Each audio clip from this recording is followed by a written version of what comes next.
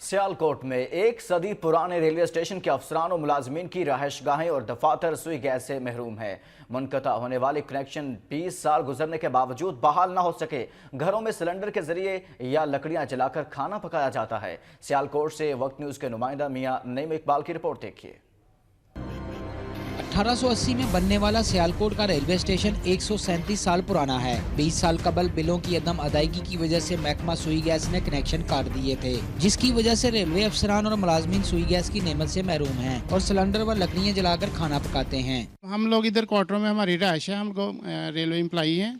Unluckily हम लोग हमारी सैलरी से ये जो कटौती है गैस की ये कर रहे हैं, लेकिन हमारे पास गैस नहीं है।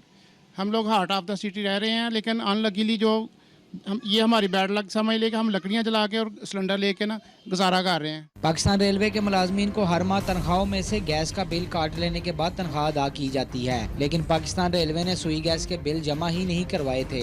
पाकिस्तान रेलवे की गफलत की वजह से सुई गैस का कनेक्शन काटा गया, लेकिन रेलवे हुकाम ने आज तक ना तो महकमा सुई गैस को उनके बिल अदा किए हैं और ना ही रेलवे मुलाजमीन व अफसरान को सुई गैस की सहूलत दोबारा मिल सकी है। 20 साल से हम रेलवे कॉलोनी में रह रहे हैं, तो यहाँ पे गैस की जो सहूलत है वो प्रोवाइड नहीं है, जिसकी वजह से हमें मुश्किलात का सामना है। मुश्किलात का सामना इस तरह से कि खाना बनाते वक्त जहाँ पे गैस पे आसानी से बन जाता है वो हम चूल्हे पे बनाते हैं। 15-20 साल से गैस नहीं आ रही, ये बहुत बड़ा इशू है। हम गुजारा कर रहे हैं लकड़ियाँ जलाकर, हमें बहुत ज़्यादा परेशानी है गैस की। सियालकोट रेलवे कॉलोनी के मकीन गुज़श्ता 20 साल से सुई गैस की सहूलत से महरूम है।